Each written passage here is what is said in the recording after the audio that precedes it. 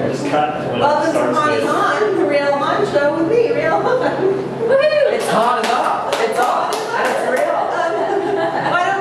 Why don't you guys go around and introduce yourselves and the millions of viewers online, you know what show you're millions. Absolutely. The potential reach of the internet is vast. My name is Cameron McKenzie. I am the artistic director of ZeeZee Theatre, and we're doing a little show called Tucked and Plucked, Vancouvers Drag Her-Story live on stage. I am also Isolde Baron, the Queen of East Van. Even the first names are fine. You know what, Hahn? We're talking to the millions. My name is ZeeZee Theatre, and I'm with the Ramshackle Theatre, and I'm a puppeteer. I'm a puppeteer, videographer with Ramshackle Theatre. My name is Edward Westerhuis. My name is Brian Fiddler, and I'm the artistic director of Ramshackle Theatre. And our show is sci-fi local feature. My name is Marissa Smith, and I'm artistic producer of Alley Theatre. And I'm doing a show called Kayak. We're at the rEvolver Festival. Good job. None of us else did. My name is Dave Devoe, also known as Peach Coppola, and I'm the other drag queen in Tucked and Plucked, Vancouver's Drag Her-Story live on stage here at rEvolver. In this glamorous cult wine bar, or the ghost town that once was. Love wine. So much wine. Thank you for being here, everybody. I was appreciate you coming. So, what I've been thinking about this week, mostly today, ruminating, I've been thinking about love and revolution. And I would like to talk a little bit about those things. You know what, it doesn't matter what I want to talk about in relationship to. I think that we can just open up. Just run by those two words? Well, yeah, those are the things that stir me on a daily basis. Here's what I told them before you arrived. That I was thinking about those things in relationship to our situation in the arts. Yeah. And why we need festivals like this, and whether we need a revolution. So, they're big questions, I know. But I'll start. I love, and I think love is the revolution. That's what I think. I think there's an awful lot of nastiness, and that it keeps everybody from conversing in a civilized way and moving forward as a population. Also, I'm recently in love, so I'm a little bit high. Do you guys need more specific questions? No, I mean, we can talk. Do you think we need a revolution? I love a revolution. I love anarchy. I love chaos. I think any time that you throw everything up in the air and you go, I don't know what's going to happen, you're going to have something new and exciting. I think that's what art is. I think that's what life should be. Is that your approach to theater? I hope my approach to theater is that. I strive for my approach to be revolutionary. I strive for it to be throwing up in the air and letting go of habits and things and ideas of what things should be, and I strive to let things be a little bit more loose and relaxed and exciting and maybe new. I mean, there's so little that's new that you know, it's exciting that maybe something might be. I was trying to think about my entry point to this question, and I guess theater is something new for me because I come from a media background, and so it's all like, oh, we have rehearsals and we have all these things. Something completely foreign to me. And They rehearse in film. you shoot the rehearsal. And with something that I kind of find like maybe some of revolution, or I feel like I think it's really exciting to not things to do with film or with theater. And the way that you can the performance really requires a lot of you. It's really a personal art form. And so for me to enter into your sphere and welcome you into your space, I kind of feel like I see all these different combinations of what can happen. And I feel like revolution, if we talk about revolution, I'm thinking about ways that we can kind of try use different types of technology or ways to engage audiences. Or if you don't have arts, or some creative ways that you can say, I need to make this happen, and then that's it. And then you can use it for the fight to get more. But the idea that you can be kind of really creative and use things maybe be the revolution. Totally. That makes sense. Like, I mean, just in terms of, I like what you said about funding is so tight. And so how do we get funding? And Dave and I are predominantly theater artists, but we also are drag queens inside. And Dave started a bunch of parties where drag queens perform to raise money for our theater company. And now we're going, oh wait, this is so much a part of the other side of us. We're theater artists, but we're also these drag performers. And so now we're looking at ways to bridge those two worlds together and going, hey, this is sort of revolutionary. Like there's drag queens in a bar who's going to lip sync to a song, and then we're theater artists who are doing theater. And so why can't those worlds kind of blur together and create this other hybrid show thing that's a little bit of both worlds? Do you think Plucked is doing that? I think Tucked and Plucked feels like it's the beginning of that journey. That this is sort of an entry point that still sits probably more predominantly in the drag world than in sort of what we expect in the theater world. But even today we were chatting with one of our drag guests who will be here on the weekend. And just hearing all these stories about the history of drag in the city, and we thought like, like we come from such a theater background that I'm a playwright, and so I only usually think in terms of the written word. But in listening to these sort of stories of drag from history, we're thinking we actually need to get out of our own comfort level of theater, director, and writer, because these stories are so interesting and they don't really suit like a written play model.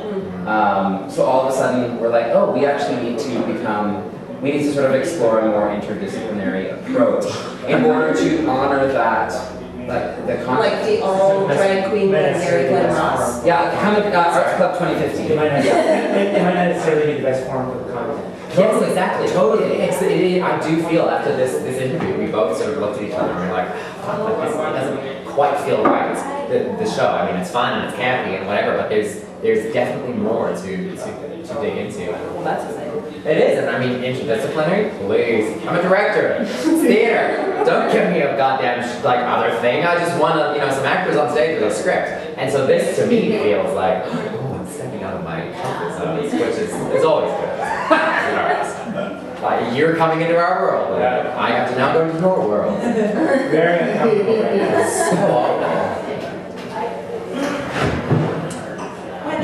When Edward and we were talking, I'm curious to know from everybody around this table what you think about arts funding and whether we need it or whether there's another model, whether it can move towards pure capitalism, as some people have suggested. You make your art, if people want to buy it. Or, Yeah, I mean, when we started out building our show, it's basically made of cardboard. The entire show is made out of cardboard. So we just scavenged cardboard from dumpsters and we cut stuff out and we made stuff. And, like the first version of it probably cost like $200. And we didn't really have any kind of funding support for it. But then we subsequently got some funding and we got nicer cardboard. We got a lot of magnets, actually. There's like $300 worth of magnets in our show now, which is a good step up. But we sort of started with that. We want to do it for nothing. We just want to make the thing. We had the idea, we want to make the thing. And now that we've kind of built it, and it's getting out there, it's at this festival, which is great. Now we rely on organizations like Up in the Air to help us get it out there, and they receive funding. So we may have started at a place of do it for nothing, but it's moving into a place of need support well, to get it out and there. that initial $200, that's $200 worth of cardboard. Yeah. But that's not People time. your time. People time it was, People time is we the did it for expensive nothing, thing. yeah. Yeah, but it was like, People time should be the expensive thing. Well, yeah. if you want to I was working part-time at an arts organization, and then just living like really cheaply, and so that I could work on that show. So there's different life compromises made. Yeah. But I don't know how I can do that again at this point. Yeah, Yeah, we kind of move beyond that with the show. exactly. We can't do it for nothing anymore. And you shouldn't. Like, I mean, I love the idea of a bit of a seed, right? Like, I've invested this much into it. You don't just keep doing the damn same thing over again. You don't sow a seed every 3 months. Like, it's supposed to grow into something. And I mean, with our theater company, like, from the get-go, and it's so hard, but from the get-go, it was like every single person needs to get paid.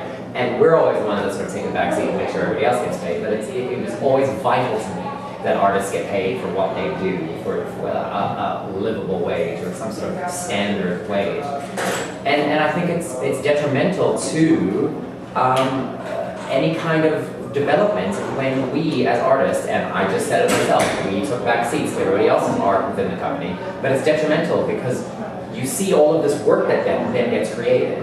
And then the masses, who have no idea what it takes to actually create art, go, why do we need funding for the arts? Look at all this art that's out there. We don't need more funding for the arts, we need teachers, we need nurses. So they're not going to support any kind of MLA or any kind of MP that's going to put money into the arts because they see a lot of art being funded, or out there at least. As soon as we start I think saying... there's also a feeling that if you're an artist, you're doing it for the love of it. For the love of it. Yeah. Money. And then it's fun. So Yes. Oh, and that's because I've yours was bigger. Or the bigger one. Just keep it right there. There is this sort of misunderstanding that like, well, like I do a job that's not particularly fun, and so I should get paid for that. But you do a job that seems really glamorous and exciting, so there shouldn't be financial competition. for that. Like, you know, baseball players love their job. We should get paid the same as them. I agree. Thank you. Or maybe not, I don't know. No, totally. I would get... If we jacked up the ticket prices to the real cost of tickets and people, we'd have to add an element of We need the back page of the product. competition. Actually, yes, Somebody would have to die on stage every night or something. That's what you we know? found with drag. Like, we've started doing competitions, and audiences come more for a competition. We are competitive, so now we just need competitive theater. Something that like 2 shows that are gonna fight to the death or something. With theater. Right? War empowered. How did Kayak start? Like, how did that come up? I read the script. Well, I met Jordan at a party actually, and she seemed so smart and wily and cute, and she left, and I thought, and I was like, oh, go. And so I found out her name, and then read the script, and it was brilliant, and I kind of had to do it, and then just started building a team. I got one person, and then the other person, and then the other person, and then the other person, and that's how it happened. And it happened really fast. And getting back to the funding thing, part of the reason why we didn't have a budget for the show was because it happened so fast. I only found the script just before Christmas. Wow. And then we like literally applied to the festival right after I read it and was like, okay, let's do this. I was thinking of directing it at the time, I had no team. And then kind of started making those decisions when we found we were in. So it was a real whirlwind. Sounds like a creative time crunch. Yeah. Which it's always good to have like a spectrum of experiences. I feel like with your art, because it's like we were saying, you know, you have those kind of moments where you're on your own dollar. Yeah. And then the times when you have like a deadline that's really crunchy, and then Yeah. times you have like you can create a larger Yeah. story. Or so I feel like I don't know. Yeah, I think it works both ways, because I'm working on another project which I've been like developing for like almost 2 years now. Yeah. And I think it'll benefit from the long term as well. So I think both ways it works. And the way you were saying earlier about like how the content requires different forms. So maybe Kayak was like really fitting to have it. It was really abstract and like be really playful, so you can throw some ideas out there quickly. Whereas sometimes it's maybe more personal, or like you were saying with those stories, those straight things, like it's like longer. You need to take a different approach. Yeah. So maybe like different projects kind of fit into different kind of Different categories. like different types of funding. Well, that gives me an idea because I've been hearing like down in LA, this is a film thing, but they've started doing these pitch pilots as opposed to just sending scripts. So like if you were to do the same thing and apply for a grant from BC Arts Council or Vancouver Arts Council or something, instead of doing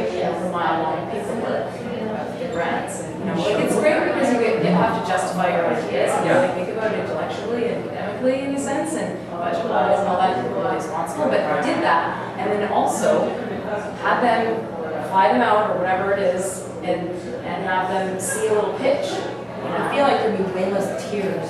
In the Yeah, arts community. yeah, and it's kind of like show people what it's you a want sense them of to like know. it's theater's live, right? It's not on the page, so maybe that's something in between for those like really fast processes where you're like, got this thing, I know it's gonna work, I just need some funding.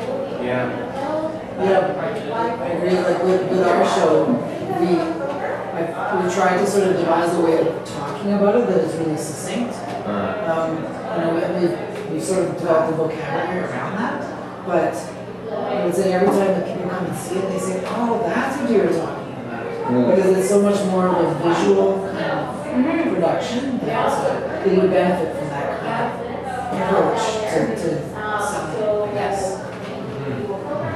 And also, I think that's why theater, as a form of art, especially needs funding, because if you're a musician, you can make music whenever, wherever, right? You know, if you're a guitar player, you can play in your basement, you're still a musician. If you're a theater performer, a theater artist, it makes sense when you're with other people or when you have an audience. That's when it comes to life.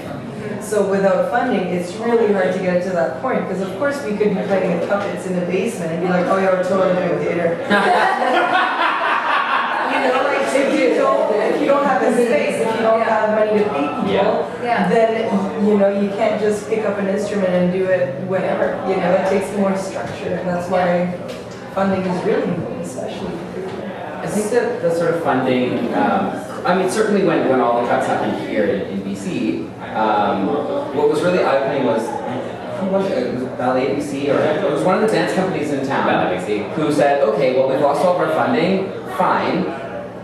Okay, we're still going to put on this show, but we need to charge the ticket, like, we need to offer a ticket price that reflects how much the show actually costs. So tickets were like $387 to go see the show. Yeah. And of course no one bought them, right? Like, but that wasn't the point. It was like, the point was just to actually open the public's eyes to arts funding is not actually, it's not subsidizing our work, it's subsidizing you being able to access the arts. Yes. Right? Like, and because I think there's sort of this misunderstanding of what arts funding is for. Oh, yeah. Like, it's no, like, yes, arts funding in an indirect way will pay my rent because I am making that check, but it's actually creating the opportunity for you to see culture. And It's lowering ticket prices. Yeah, that's just a variety of culture too, and not only the one that's Absolutely.